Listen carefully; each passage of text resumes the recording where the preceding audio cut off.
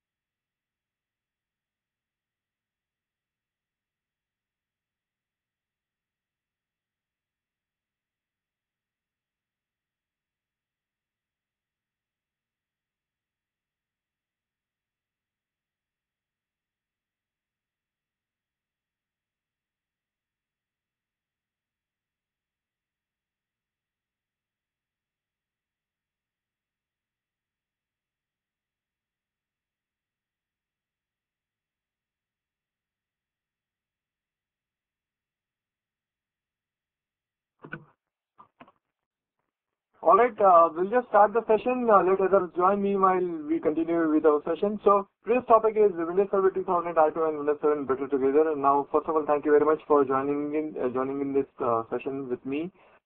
So first of all, let me introduce myself. My name is Aviraj Ajgekar. I'm the Regional Site Manager at Microsoft Corporation.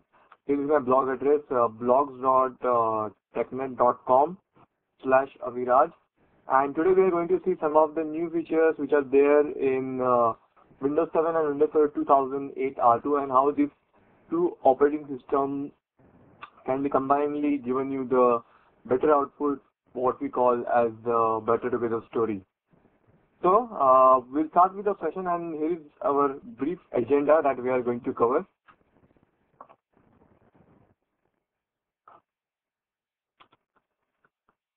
So we are going to see what's new in direct access, then we will see the branch cache feature. Then we are going to talk about the read-only DFS for branch security, how this read-only feature can be enabled in case if you have deployed the branch cache solution or if you are intending to deploy branch cache in your environment.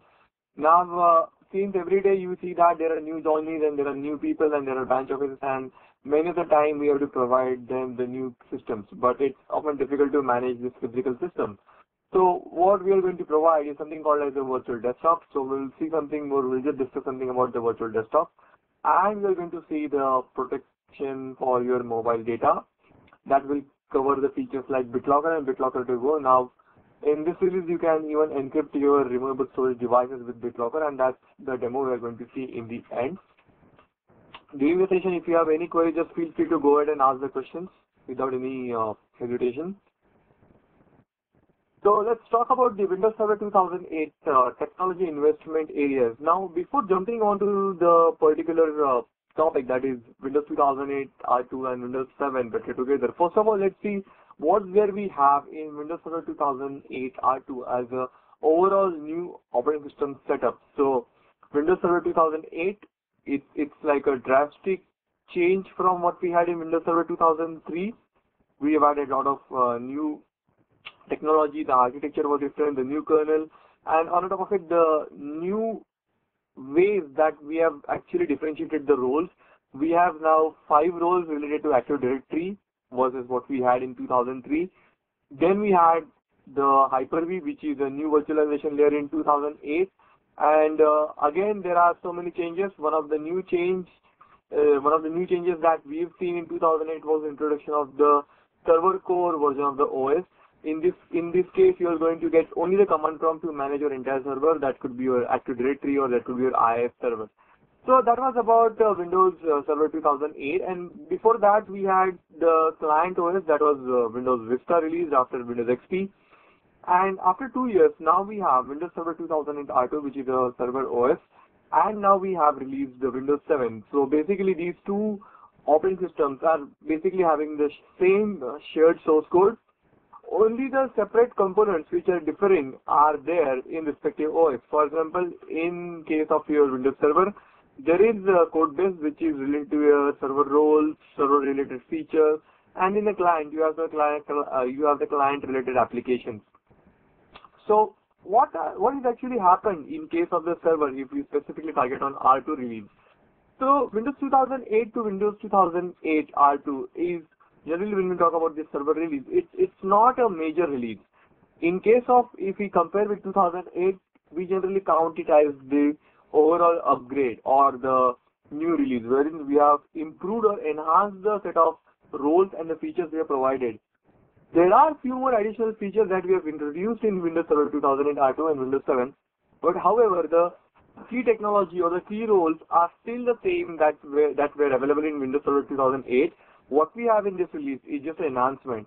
So, just to put it simple, for you as a IT person or you are responsible for IT, here is how we will look at the OS in terms of your Windows Server 2008 R2. So basically, when we talk about the technology investment areas, these are the particular 5 pillar areas that we have worked for Windows Server 2008 R2. So first one that we are going to cover is, just talk in brief, is virtualization. Then we will cover some part of the management. Then we will see the web enhancements, and lastly we will see that there is a solid foundation for enterprise workload. It is again divided into 2 parts: the scalability, reliability factor, and the second one that specifically we are going to cover in detail is the better together part with Windows 7. Now, if we talk about the virtualization part, you will see that in 2008 we had the Hyper-V, but with release of Windows Server 2008 R2, we introduced something called as the Hyper-V with live migration. So there was a demand that in case of some issue with the server, we required some high availability or the failover option. So we had added the live migration functionality in Windows Server 2008 R2. Other than that, now we have the hot add remove VM storage. So if your virtual machine, if you want to add an additional SCSI device, you can just go to the Hyper-V manager, you can go to storage, and you can real time add the SCSI device, which is your virtual hard disk. What's also improved is the remote desktop services and remote apps.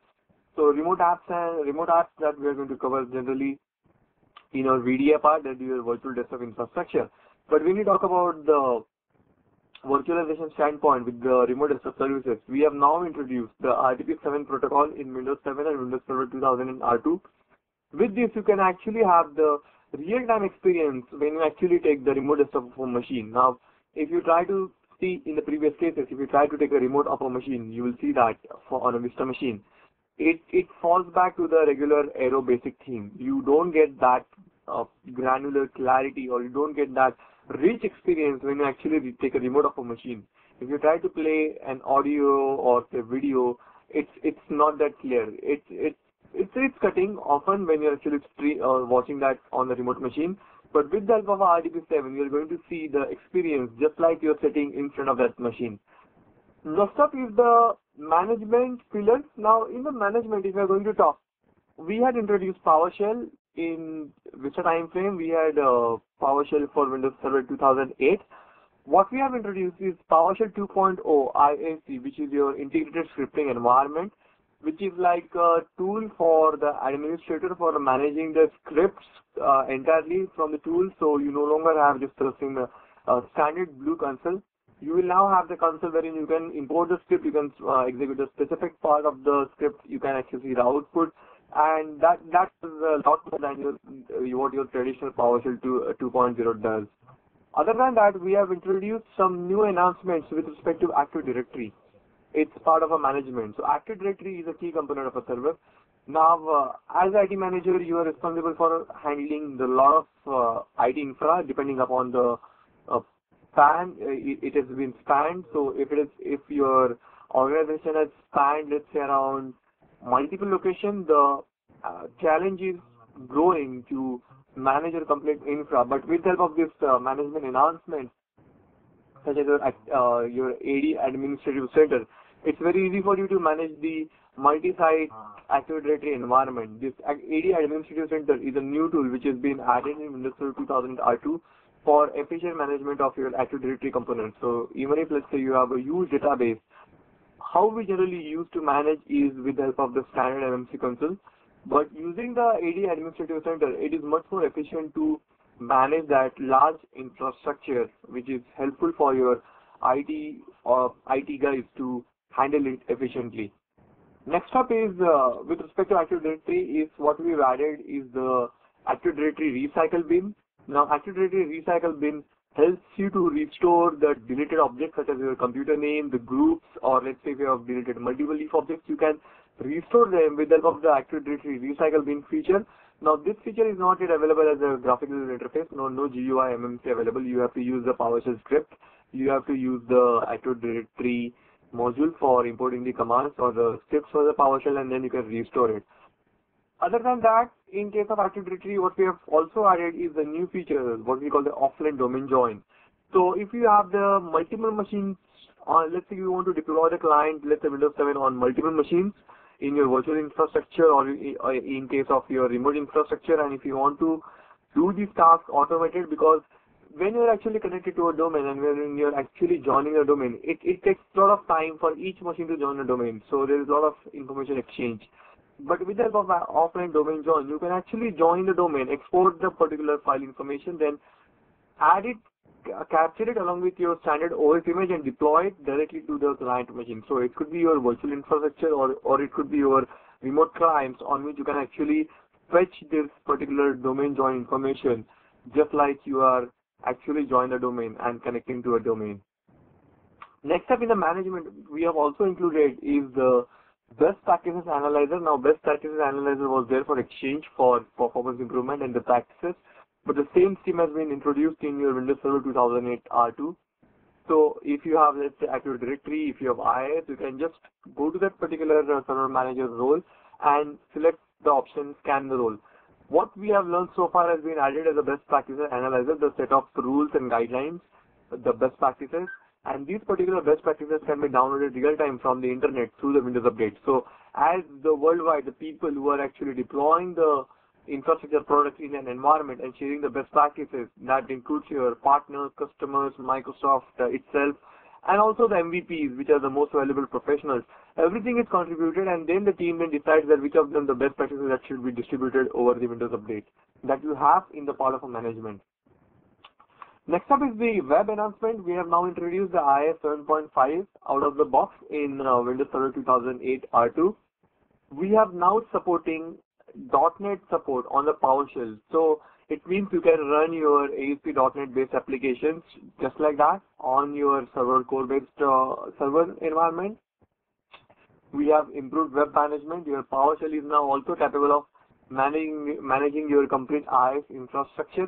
And then we have the web publishing enhancement built into it. We have also added the FTP 7.5 support in this release of IIS 7.5. Now, when we talk about the solid foundation for enterprise workloads, first of all comes in the scalability and reliability. Now, in scalability and reliability, now we have the more than 64 core support, and the best part is the componentization. That helps actually to provide the OS in a componentized way. For example, server code is an example that how our OS is componentized. Even if, let's say, we have the very limited resources for actually deploying your server, we have now created the server core version, which was there along with the 2008. Now it's there in 2000 R2 with much more added features. For example, the .NET support was not there, which is a small component which has been now added to the server core 2008 R2. And this is one example of how the OS is componentized. More than that, you now have the 256 logical core core support for your server in case you want to deploy. So that is all. We just talked about the remaining the pillars. Now we will concentrate upon the better together with Windows 7 part, when we are going to talk about these particular features such as direct access to branch cache, some of the brief enhanced group policies such as filtering has been added, and then we will talk about the remote desktop and remote app connection. Along with that, I have not included over here, we will also cover the BitLocker to go. So let's move on to our better together part, which is the solid foundation for enterprise workloads. Now, first of all, direct access. Now, direct access is basically the key demand when we are actually talking about how we are actually deploying or using the infrastructure. Now, often we see that we are actually using the standard VPN connectivity in order to connect to our remote offices, but that's not sufficient. There is too much glitches, too much hitches when we actually talk about the VPN connectivity to our corporate environment. Most of the time you try to connect, it works. Most of the time it gets disconnected. And with this particular reason, you're not able to particularly manage your complete task in this particular scenario. So what Direct Access does for you is, it is a technology that allows users who are outside the corporate network to have access to the corporate network without needing to establish a VPN connection. The client computer automatically establishes a secure, always-on connection to the corporate network, that's your corpnet, that allows the client to behave as if it were on the corporate network, regardless of its location. So it could be your coffee shop internet, or it could be your airport internet. This particular Direct Access also allows administrators to manage, let's say, your client computers that are outside corporate network, same way they are managing inside the network. So you actually have the complete control on your environment. So what it says, the seamless always-on secure connectivity, so no separate client software is required. Well, just like that, you don't require any additional tools or any additional software to connect to your corporate network. It's just like that, you are part of the internet and you are connected to your corporate network. Also, it utilizes the networking technologies already there in Windows Server 2008. So in case if you have Windows Server 2008, you're already able to leverage that. But remember, these particular features, Windows Server 2008, R2 and Windows 7, this Direct Access feature is only designed to work with the Windows Server 2008 R2 and Windows 7 as a client only. It is not going to support the previous releases of the operating system. Other than that, it leverages the policy-based network access. That means if you are part of if you are connected to your corporate network through the Direct Access, you can even update the group policy real time. Enable desktop management regardless of client location. It just requires that you are able to connect. So what it basically does is it creates the secure tunnel with your main corporate DS server, and this particular secure channel is protected by the IPsec, just like how your VPN provides, and that's how you are able to access the particular connection. So we'll just see in the brief the demo of how this particular Direct Access technology works.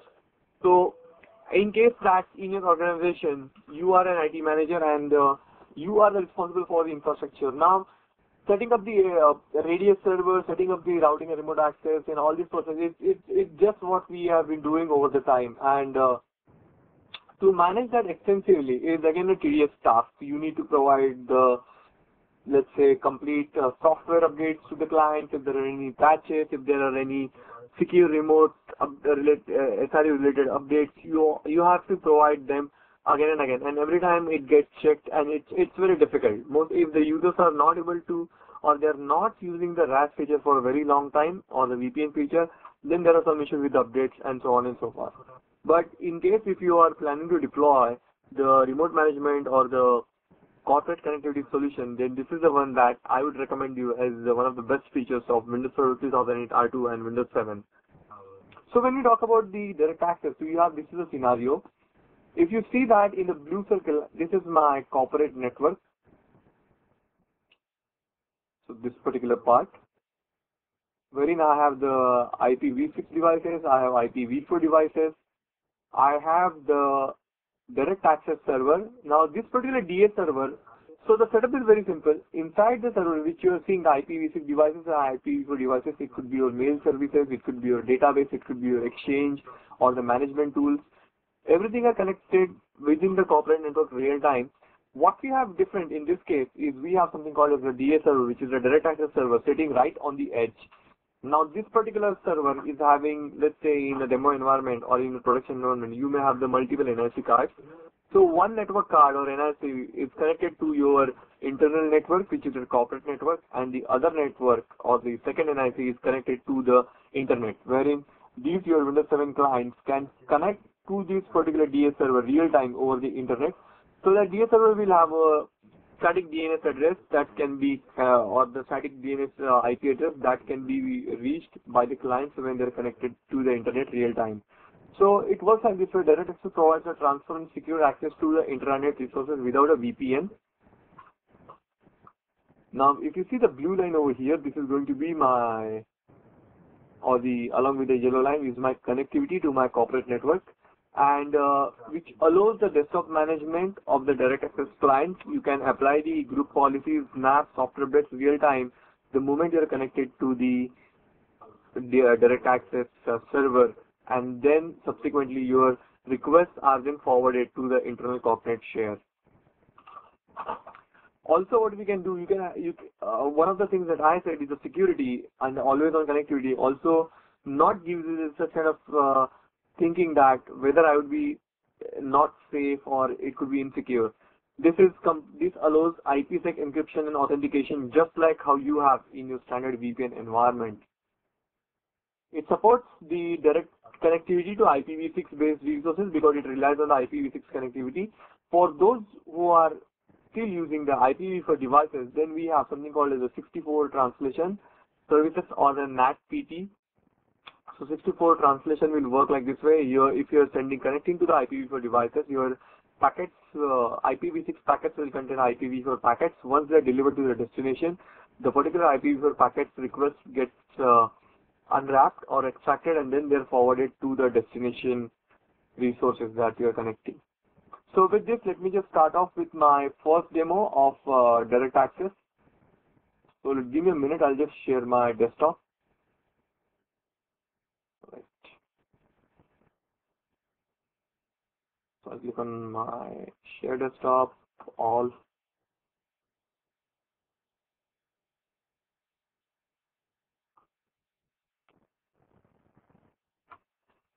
Alright, here is my desktop, and here are the virtual machines that I am actually using for my demonstration. So let me just explain you the scenario that I have in this particular example. So I have one router, so I'll just minimize it. So here is a standard setup. Let me just draw it in my paintbrush so you'll get a complete idea of what I'm planning actually. So here is basically my corporate environment, and I have one server over here which is my domain controller. This is my DEN DC01 machine.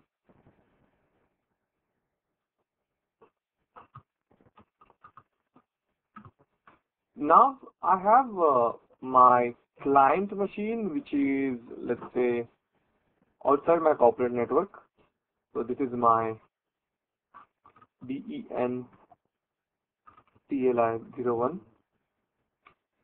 Then I also have a router in place,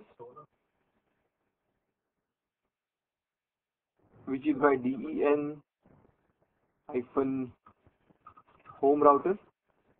And on the edge over here,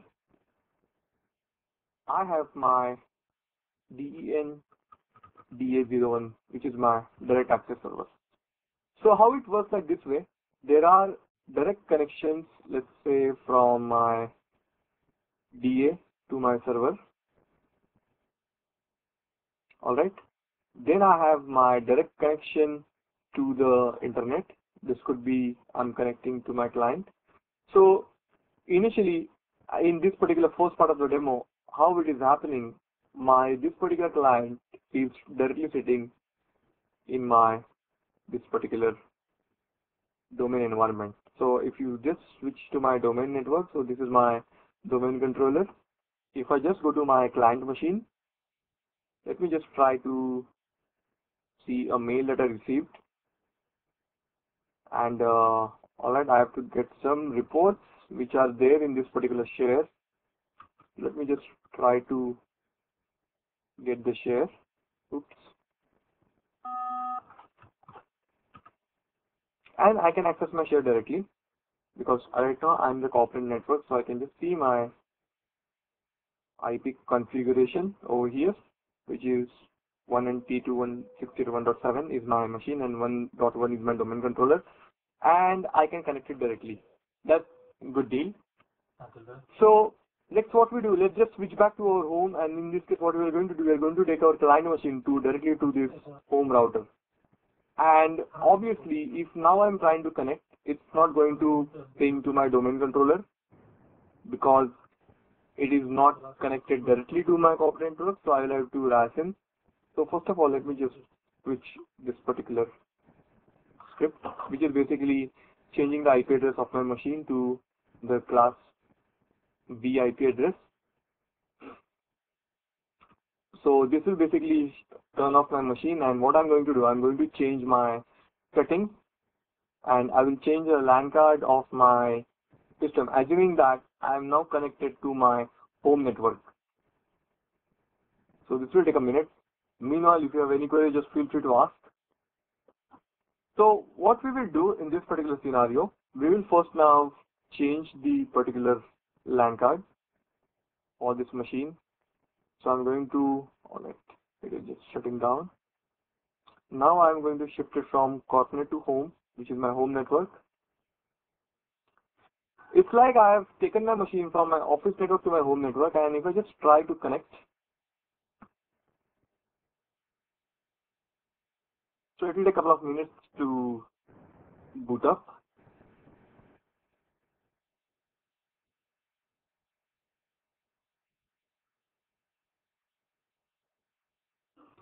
So what I'm going to do now, I'm going to try to see if I can access the data remotely from my client machine, but since I'm not part of the corporate network directly, I won't be able to connect to my network because I'm not able to having an access. So meanwhile, we will just restart and connect to your corporate office. What we can do, we can actually go and see the part where we are actually configuring the direct access. So as we said, I have my domain controller, I have my home router, which is in this case I'm using as a router, and here's my client. The important aspect is the DEN-DA, which is my direct access machine. Now for this direct access, we need to configure certain TCP/IP related properties, IPv6 properties that actually tells my domain controller and my client that which is my DA server. So for that, I will switch back to my DA and I will show you how do you install the direct access feature. So to install the direct access feature, it is available as a part of the features. And once I go to my server managers, I can go to features, and if I just click over here, it's going to show me that I have installed the direct access feature. So it's over here, direct access management console. I'll just close this meanwhile. And first we will see the direct access connectivity.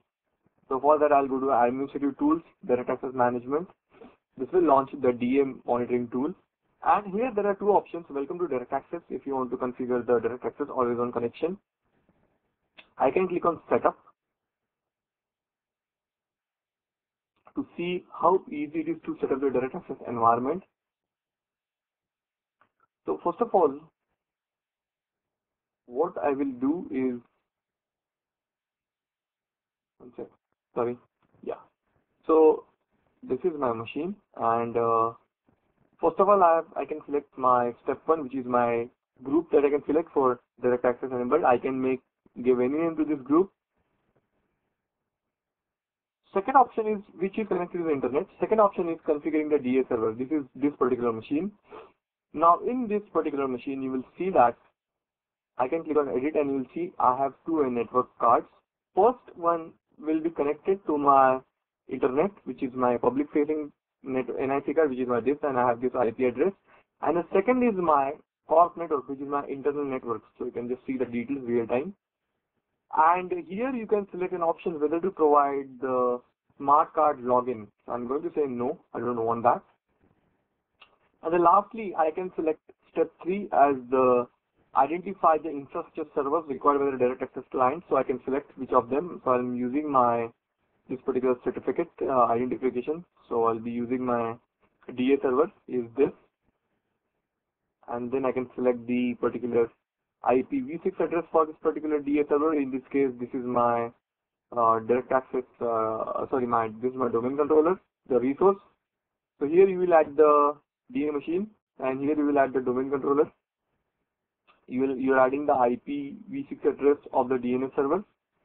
In this case, my domain controller is also acting as my DNS, like I've opened it over here.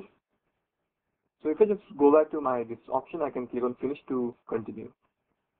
And the step 4 is identify the application servers that accept secure connections from clients. So here you can actually select what sort of services and actions that you need to configure if you want to enable those particular applications for the secure connection enabled. So this is the overall configuration of how you can set up the direct access environment in your organization. Now next up, let's see if our client is able to connect. So first I'll just log in.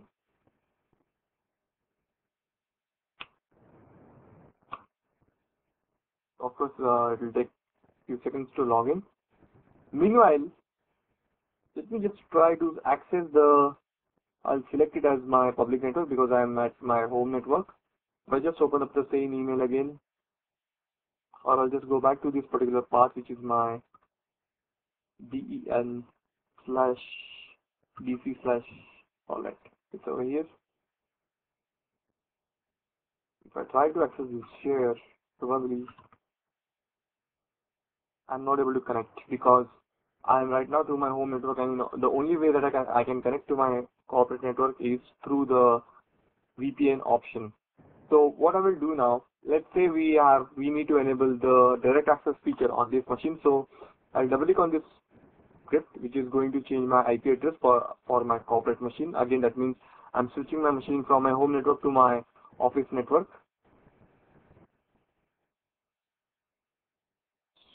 So wait for some time.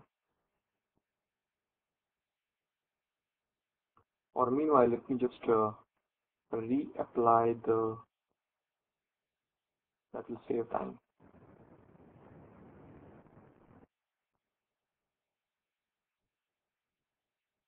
So what I'm going to do, I have now again restored my machine. That means I'm connecting to my office network directly, saving time of again changing IP to the back and restart. Alright.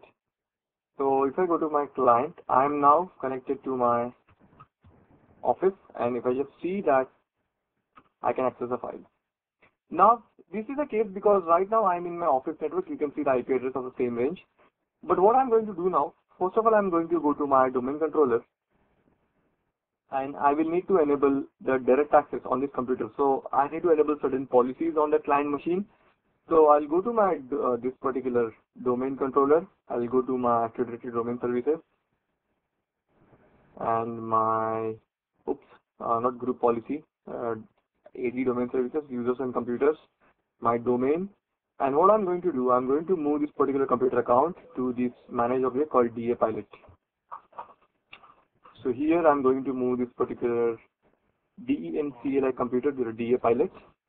It's going to say that moving an object can prevent existing system. That's okay. I'm going to do that. So here you will see that once I've done that, in my group policy, if I go to my domains, would group bank, and if I go to my manage object in a DA, I have the direct access policy. So I just right click on this particular direct access group policy and click on edit to see that what actually happens when you actually talk about the direct access environment and the direct access policy. So I click on the computer configuration, preferences, Windows settings, policies, administrative templates, network, and in the network I'll go to TCP/IP settings. If I go to IPv6 transition technologies, you will see that I have configured some of the policies for my direct access, such as if I just go over here, you will see that I have enabled 64 relay name, which is going to convert my IPv6 packets to IPv4 packet, and I have given my router name.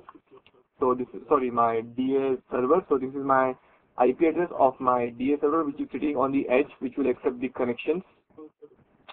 Next up, I have also enabled the IP HTTPS. So if I just need to enable the HTTPS over IP, I can use this option. So here is the address of the DA server with the IP HTTPS configuration. Also, we have enabled is the Teredo option and the Teredo server name. So this particular policy setting also gives you set the Teredo to be ready to communicate. A process referred to as a qualification. By default, Teredo enters dormant state when not in use. So you have to enable this particular feature as well. And lastly, if you've seen that, I have also enabled the Teredo server name, which is again my DA.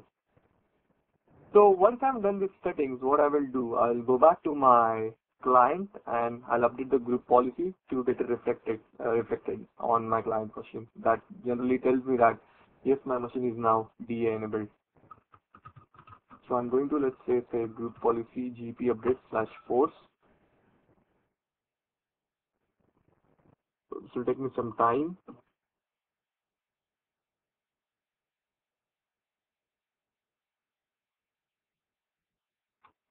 Meanwhile, let me also update the group policy on my domain controller because it may not be reflected. Alright, let me just update the GP update on my server and then I'll again refresh it on my client.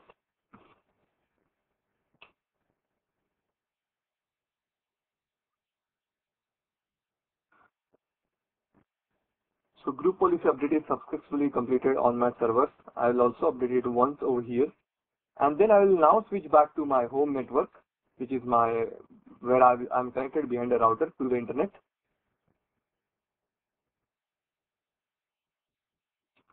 Well, it is completed and I'll say go home. I'll just switch it. So it will just shut down. I'll have to change my network NIC card. Now, meanwhile, we are doing that. Let's go back to our DA server and I have not yet shown you the one more option, which is the monitoring option. This monitoring option shows you the status of your DA server. First, I'll click on the monitoring to see the status and the health of my direct access server.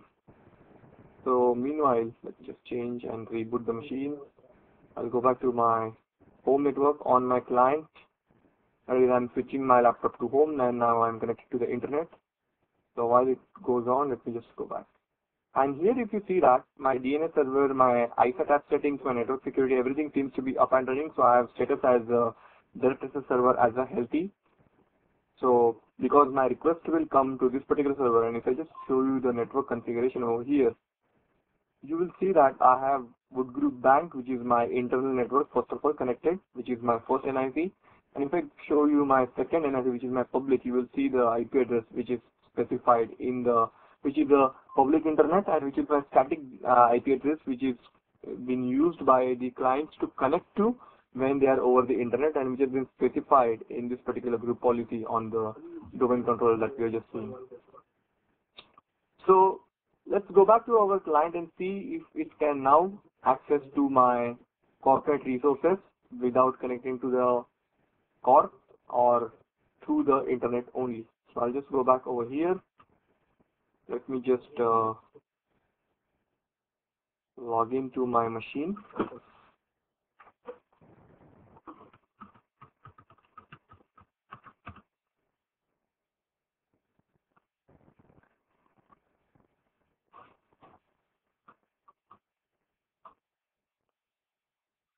So once this is completed, first we will try to see if it can actually connect to my corporate service, corporate network. All right.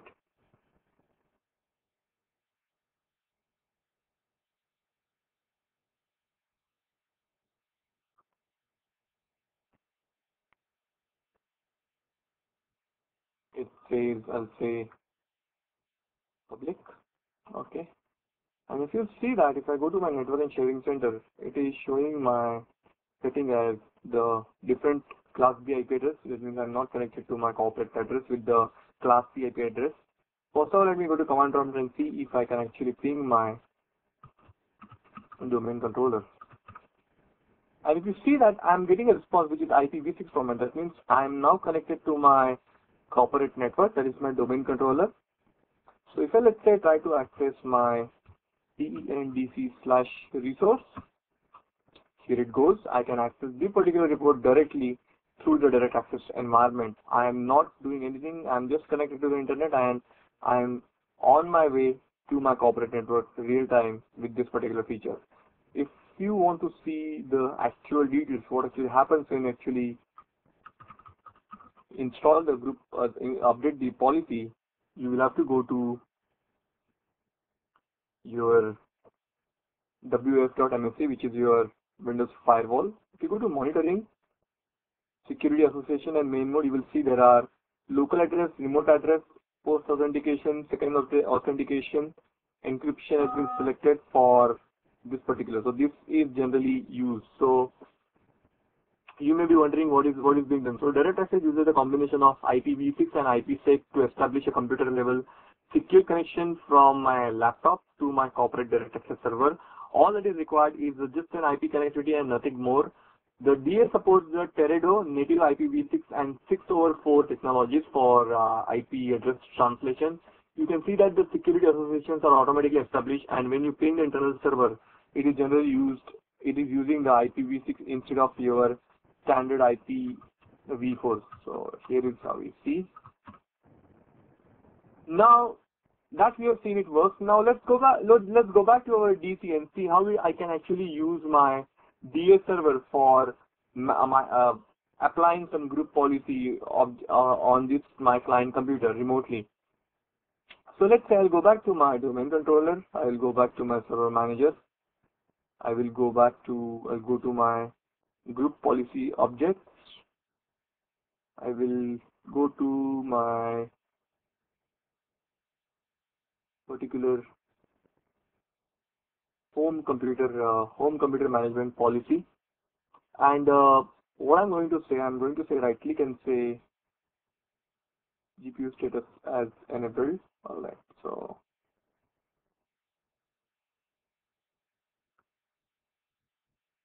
let me see if it is the right one.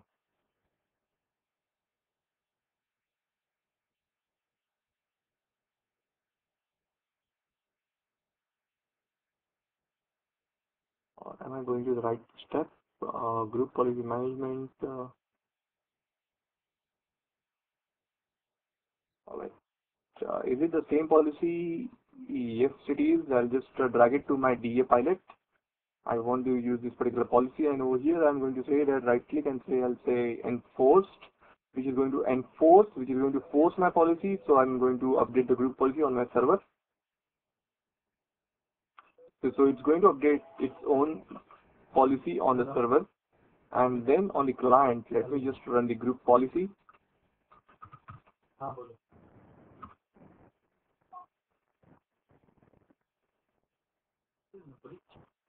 And you will see that this particular policy creates a shortcut on my desktop, which has been now created. I just double click on the computer and see the shortcut has been created. So that can be created in this particular policy. So it is in your shortcuts option, which is over here. You can see we have created this policy and we have now applied it. So this way you can actually manage your computer real time with the help of this particular option. So what we can also do is I can go to my computer management over here, and since from my domain controller, if I want to connect to, let's say, another system, we can try connecting it to our client, which is my DEN-CLI-01, which is my client computer. And you will see that I am now connected remotely over my direct access server to my client. So this is how the direct access technology works seamlessly if you want to deploy it in your environment, which is I urge you all to request and test it. If you want to have a trial, you can go ahead and download the Windows Server 2008 R2 and Windows 7 Evaluation Edition and try this technology at your environment. See as your IT head how you feel. If you feel this is useful, you can go ahead and deploy it in your environment. So that's all from my end on direct access. We will now move on to the presentation. Now before going on for the further presentation, let me just have a quick poll. Whether did you enjoy this direct access demo?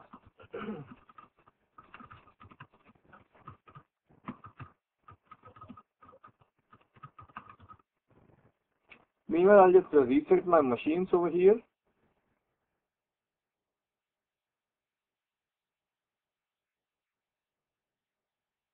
I'll be closing my remaining machines that I don't want.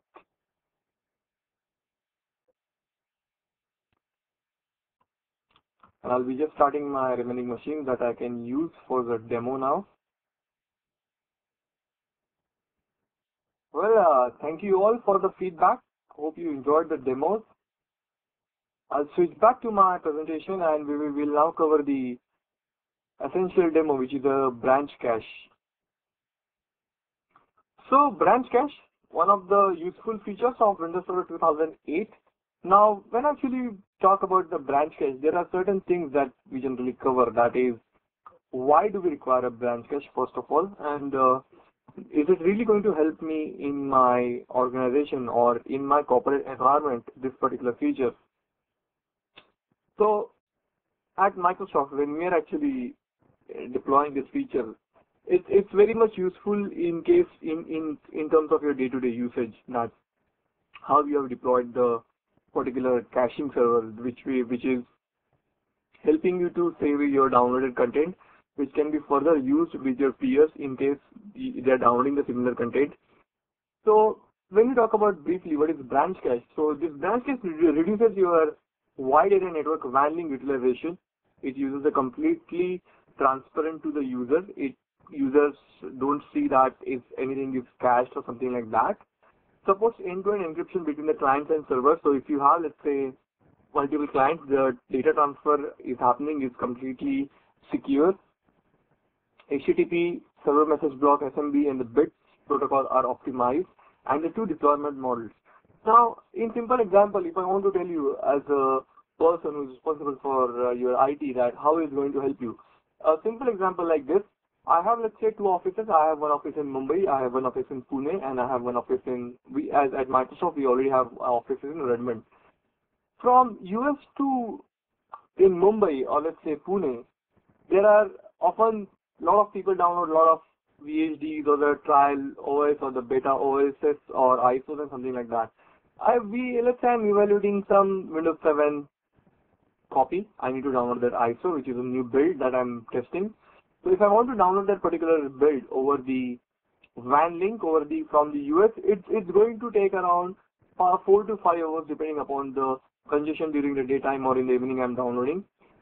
But if my colleague in Mumbai or in Pune, let's take an example in Mumbai only, a colleague sitting next to my desk is downloading the same file, let's say from same location. Again, there's going to be a new session created in between these two machines. And again, it is again utilizing the same amount of WAN link that I am utilizing. That is basically slowing my transfer, slowing his transfer, and there is again the extra utilization of the WAN link, and there is extra cost for it. So what the branch cache does, first time when I'm downloading this particular file, when I completely download the file, it gets stored on my computer. In this case, there are two deployment models which have been stated. First is a distributed mode, and second is a hosted caching. In case of the distributed mode, the file will be remained on my computer in a specific folder, which is generally what we call the branch cache folder, for shared, which will be there as a cached data.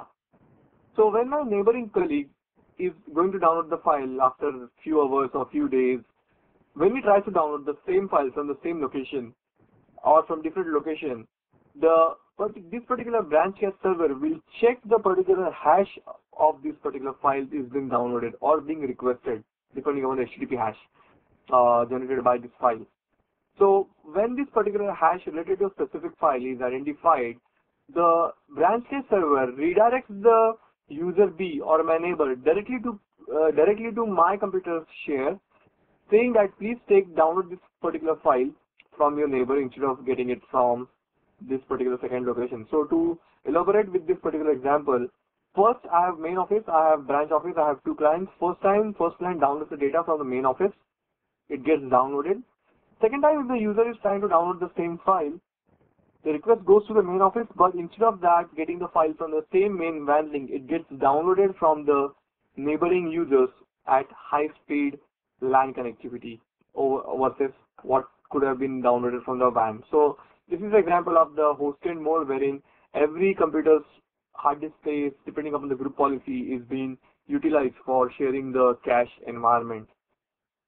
Now the next step, you will say that if my users or if my customers or if they are actually deploying and if they are, let's say in my organization, if they are going to utilize the hard drive space, how would it affect performance wise? So if someone is downloading, let's say 2 to 4 GB of the data, and if I'm working on some heavy presentation or some heavy documentation, and if I'm surfing, wouldn't it be affecting to my performance, affecting to my overall system performance? Well, yes, indeed it will, because there will be a heavy transfer over the backend network channel. So to avoid this, So those were the power users, or there, or in the cases where there is a lot of data which is being processed, we have the second method, which is the hosted cache. So in this first time a user one downloads the file, it gets stored on the local file server, or you can set up a dedicated hosted cache server, and then the hash is generated. So the content is pushed to the hosted cache from first client.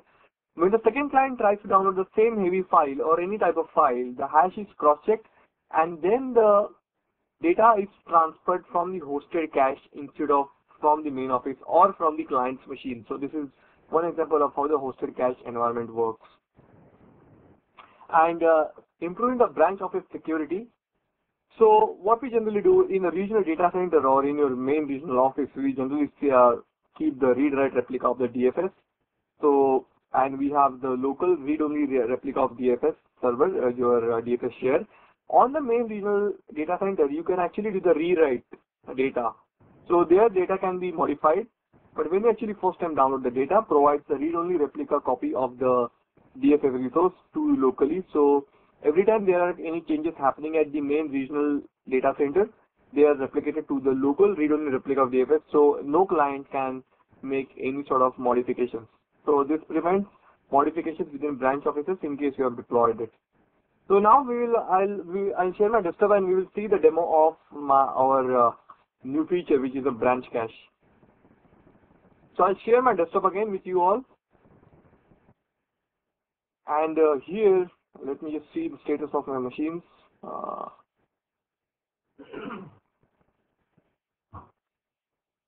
right. So if you see right now, I have 5 machines over here that I'm using for this demonstration. So first of all is my domain controller, which I'm still running. Second is my gateway, where I have hosted my website, that is I'm demonstrating today. Then I have 2 clients. Client 1 will download one file, and then the client 2 will download the same file from this user. And this is my SRA file, which is for a local login authentication server, which is required. So first time, what I will do now, first I'll go to my client, and what I'm going to do, I'm going to go to a website which is this running on this particular computer, which is my gateway. So I'll type http://den/01. And before that, let me just do one thing. Let me just go back to our network, and here what I will do, first of all, I will start the network simulator, which will be simulating the WAN link, because right now we are demoing in a virtual environment, so obviously the transfer rate is in few megabytes. So I'm using this particular WAN link, which is basically the pipe, which is actually giving us the total very less than the actual. So you can actually see the settings that I have done over here. So what this basically does, this is basically simulate the traffic as if we are running on the slow WAN link. So this is very much required to do, otherwise we won't find a difference at what speed we are downloading the file. So the next up, what I'm going to do, I'm going to go back to my first client and I'm going to visit my website, which is my den-gw-01/corp file, and here is my website. And what I'm going to do now, I'll go to D drive and let me just open up a branch cache performance monitor to see that if there is any change in the particular environment.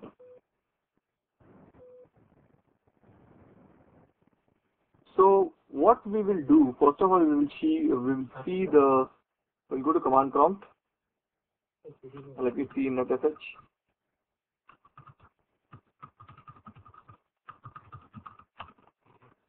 Now, for the first demo that I'm going to do is I'm going to use the demonstration of your distributed cache. So I will be using this command, netsh space branch cache show status all. This particular command shows the status of the current service mode, whether you have used the distributed cache or the hosted cache or the status which is running or not running. It's going to show you the local cache location wherein your file is stored, how much file is stored. So what we can generally do, you can actually first of all go to the domain controller And to see the status, I will go to my boot group bank, and you will see that I have created already two configurations, two policies in a boot group bank. First one is the FTC, which is my machine, the branch cache configuration. First one is my hosted, and second one is peer. So right now you will see that I have enabled peer, which is basically the distributed cache. And the second one I'm having is my hosted cache. Now we have not enabled the hosted. I have just enabled the distributed cache. So what I'll go to my client. Since I'm already having distributed cache, I'm going to download the first file. So for this demo, I have actually opened up this counter to see that how much data we have been retrieved. Let me just download the file, save it. So it's downloading at around speed. So you'll see that there are counters which are from server. So what I will do now on my second machine, I'm going to open up the same website again.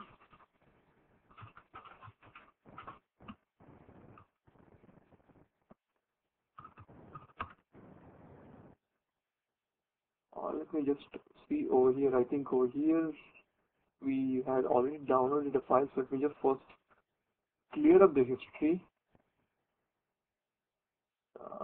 Delete browsing history, delete everything. I will just close it. I'll close this counter. Let me just launch this. So, alright. So let me just open up the website again. den-gw-01 /corp files. Let me just download a file over here. I'll save it on my desktop. And here it goes. So got it from the server directly. Now what I'll do, I'll go to my client 2, and here again I will open up the same file. So to see the difference, you will see that 2 times we have downloaded, and you will see that I have received the bytes from the server, which is my gateway server. So over here what I will do, I will again launch the similar type of the branch cache monitoring tool, and I'll see that as of now I have not downloaded anything. So what I will do, I will go to the website and I'll download the file.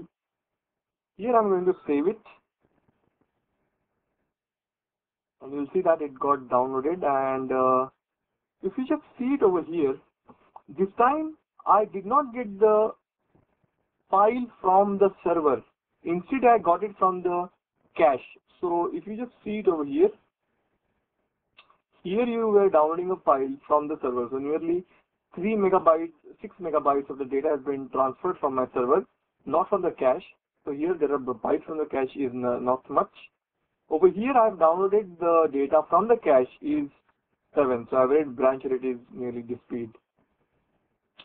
So this way, this is an example of how we can use the branch cache using the distributed mode. Now what we will do, we will now go back to our domain controller, and we are going to update the policy on both the computers to use the hosted cache environment. First I will say link enable. I will turn this link off. Then I will enable the link for the hosted cache. I'm going to update the group policy over here first, and then subsequently I'll update it on my client machines. Meanwhile, let me just see the status of my gateway server, which is up and running.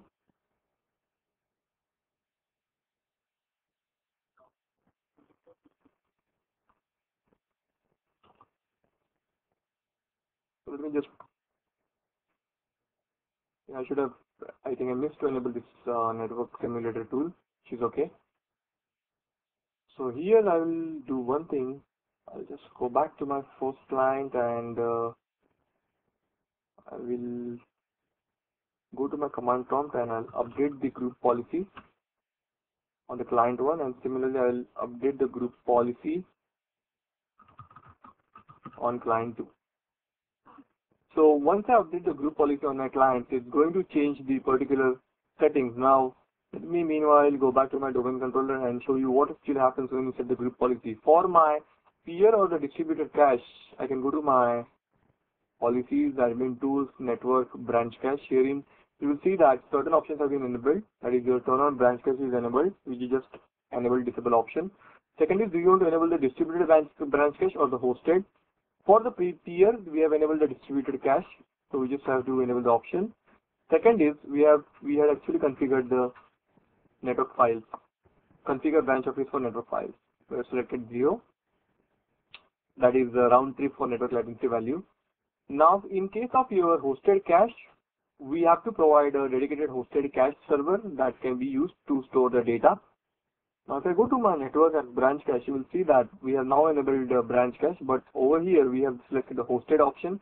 And here my FTC SRv01, which is my this server, let me just connect it, will be used as the storing my cache, which will be a dedicated hosted cache server, wherein my file server acted as a. So once I'm done with my policy, I will use the netsh branch cache show status all option. Please pardon the interruption. Your conference contains less than 3 participants at this time. If you would like to continue, press star 1 now, or the conference will be terminated.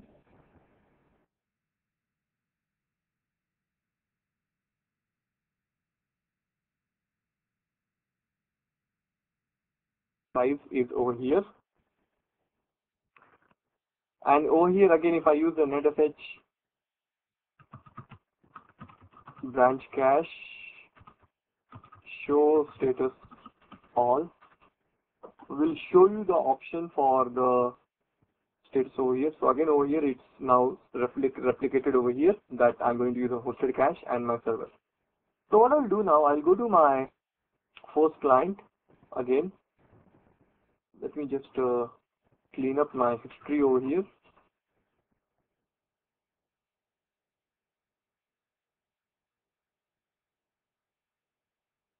So I have option. Let me just go back to my this website again, download the same file.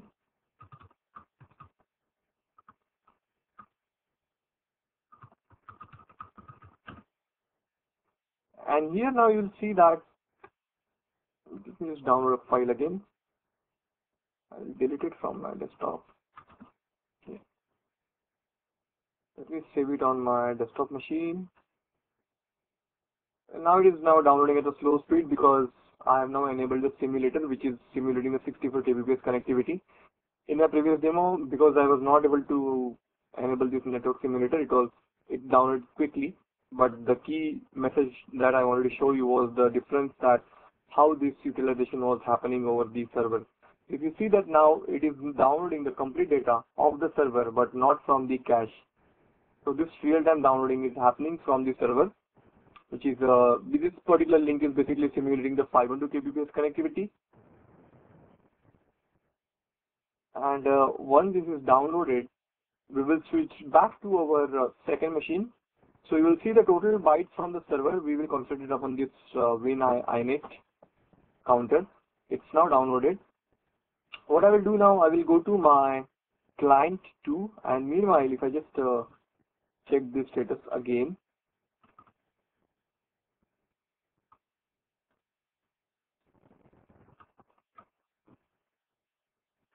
I will have the size of the cache is now changed, the active cache, which is now on this particular computer, which is my dedicated machine. So this is on my local machine. So once I'm done with this, I'll go back to my second machine, and over here I will again clean up the history.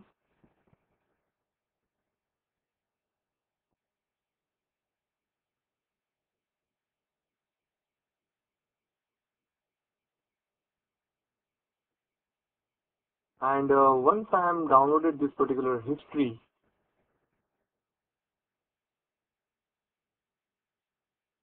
I'm going to open this website again to download the same file.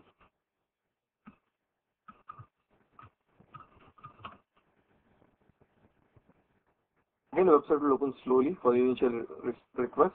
But if I try to download the file now, save it on a desktop, you'll see that the file gets downloaded very high speed, and you will see that this time it is now taken from my cache server again. So if I just use the netsh branch cache all option, you can see that its status is over here.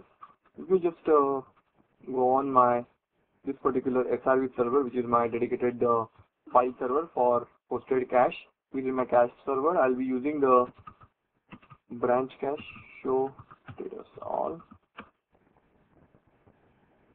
and you will see that this particular machine is being used for hosting my cache. So this is my dedicated hosted cache server, and this has now utilized the 3 megabytes of the space which has been downloaded from this machine, and this particular machine pushed the content to my file server. So this is how the branch cache technology works real time in order to deploy your scenarios. So that's all from my end from branch cache. We will now move on to the next presentation part. So before that, we just have another quick poll that did you enjoy the demo, branch cache demo? Feel free to respond if you liked it.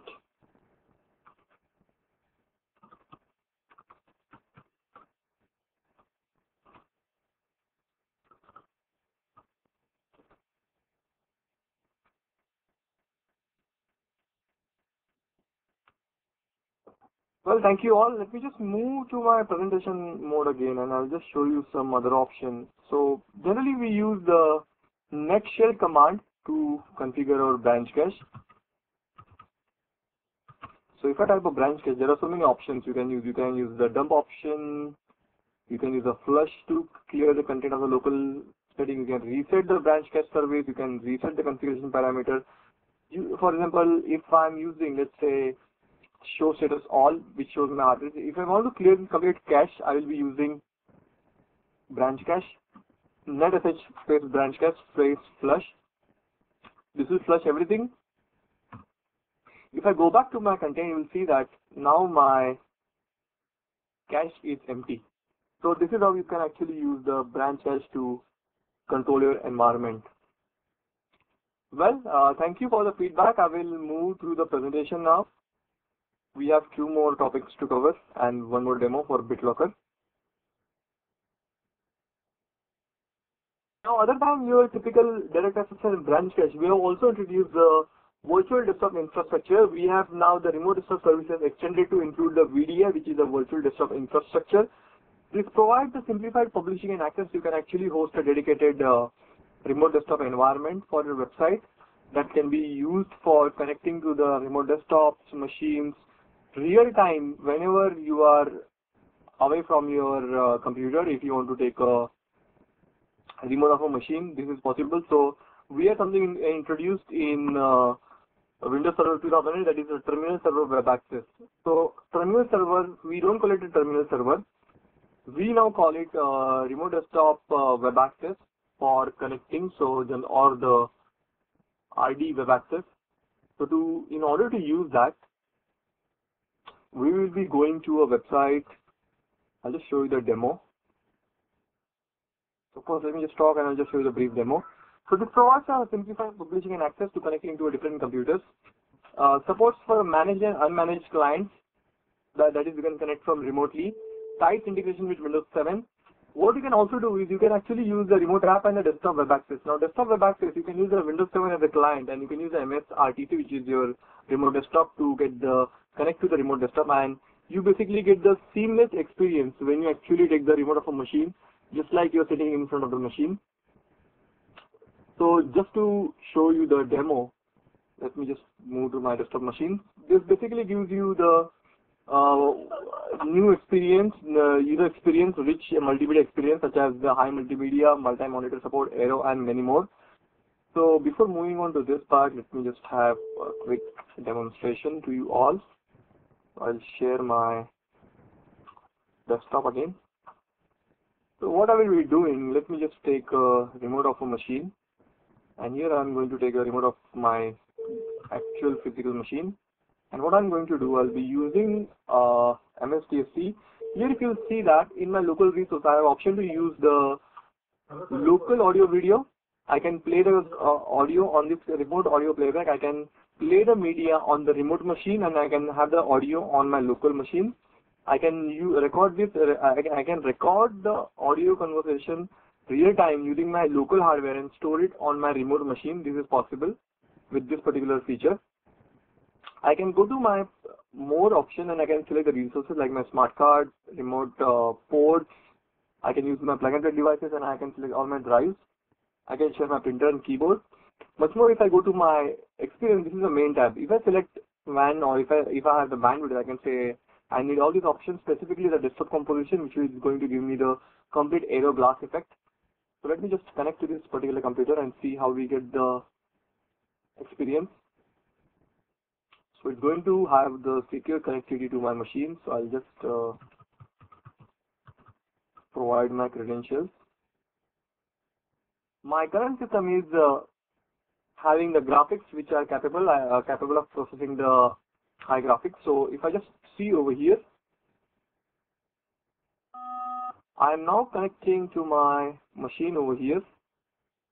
So if I launch Paint, you will see that just launch Explorer. If I click on Start, it will be a little bit slower because I am doing a remote.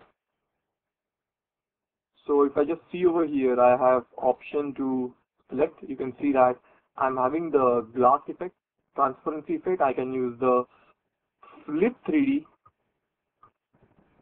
of the remote machine that I'm using because I'm working remotely. So I'm not working directly on this machine, but I'm working remotely, but I can still get this preview of all the features that I'm having.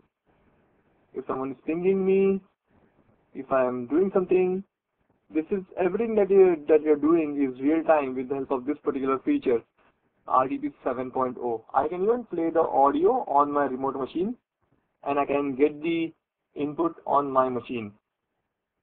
So this is possible with the RDP 7. I'll just close this particular remote session now. Alright, and I just get back to my main machine. Now that was the RDP 7.0 enhancement, the demo. I can have these features. What I can also do is that I can go to this website that we have deployed, redmondts.microsoft.com, RD Web, which is a remote desktop web access, and I can connect to my corporate remote desktop directly with the help of this website. So this particular website, which is a MSIT TS and a VDA pilot, acts as a gateway for me to connect. So I can first of all log in, and then I can show you the actual remote application. So these are the remote applications. Now this is the internet link, so I can connect directly to any of this VDA pool from the internet. Or I can go to my remote desktop and I can select the computer name. I'll say connect, and same way I'll just provide my credentials,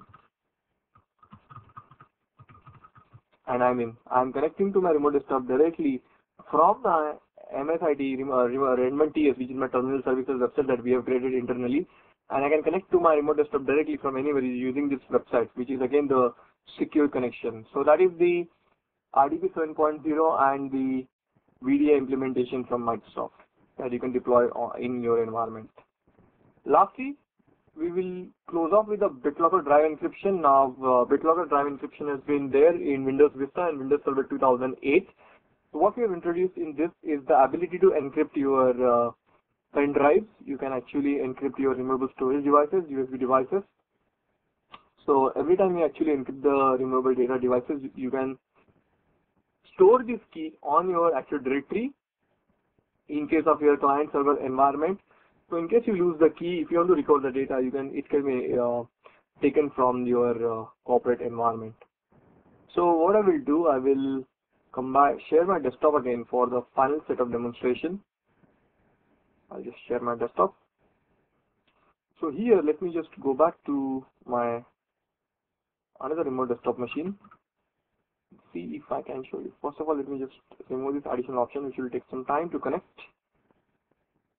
So I won't require this all. Alright, so I'm going to connect to my another demo machine wherein I have enabled the encryption.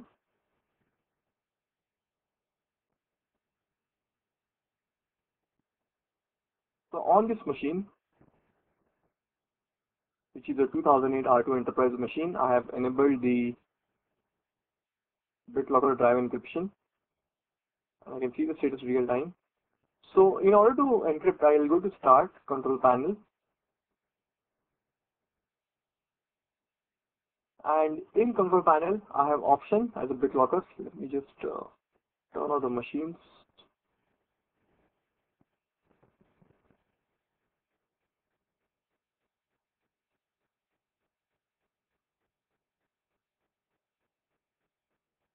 Yeah. In my Control Panel, I have the BitLocker drive encryption. If I want to enable, I can just click on this turn on BitLocker option. Over here, I have a SD card, which is a standard card that we generally use in a cameras. And what I have done, I have right click onto the storage card and say BitLocker, BitLocker to go feature to encrypt it. So I've said that encrypt it. So now it's locked. So if in order to unlock the drive, or if I just remove it and plug it again, it's gone. I'll just plug it. It's going to prompt me for a password because I have enabled my card. So it's password protected. If I don't have it, I'm not able to access it. So again, so let me just provide a standard password that we use for all my demos, and I'll say that unlock. So this checks the password and then it gives me access to read-write the data. Sorry, over here. So I have created one file over here that I can do the read-write option. But if I don't have an option, I won't be able to restore it. I need to have the recovery key with me. Let me just go back to my another demo machine that I was presenting before over here. And here what I did, I have actually gone to the control panel. I said good, I went to the BitLocker and clicked on this C colon to turn on the BitLocker. I saved the file somewhere on the network location, that is on my desktop, to store it. Like if I go to my / Aviraj C colon, I've stored the recovery key on my desktop folder.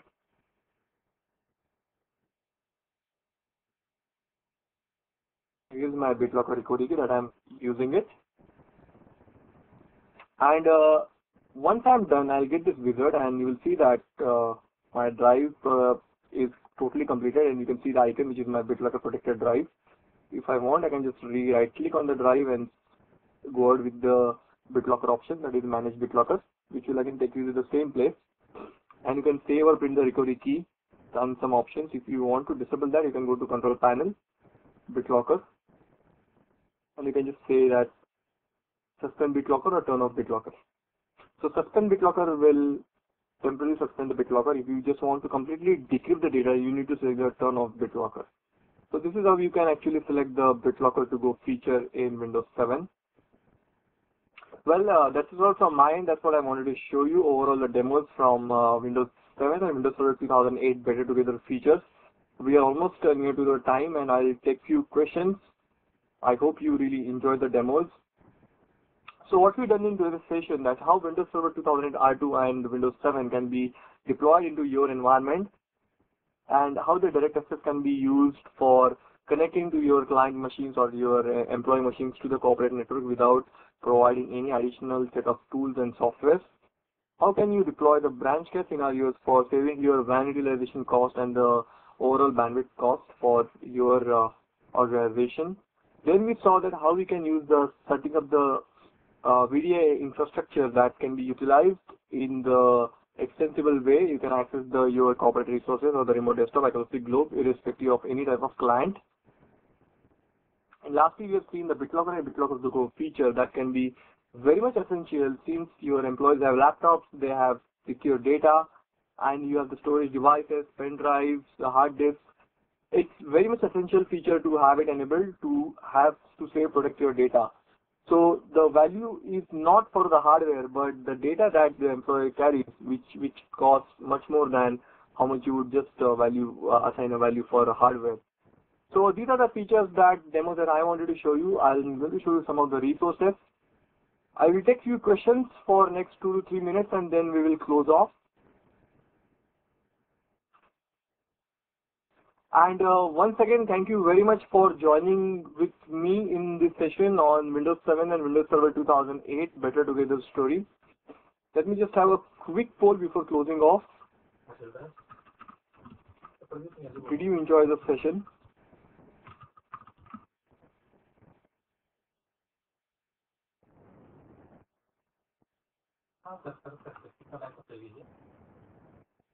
I'll be sharing those resources on my website again. I'm going to share my website details.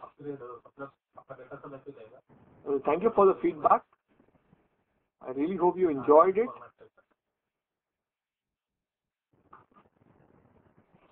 So these are the resources that I'll be posting on my website, on my blog address, that is blogs.technet.com/Aviraj, wherein you can see these more resources and you can go ahead and deploy it into your organization or into your IT environment.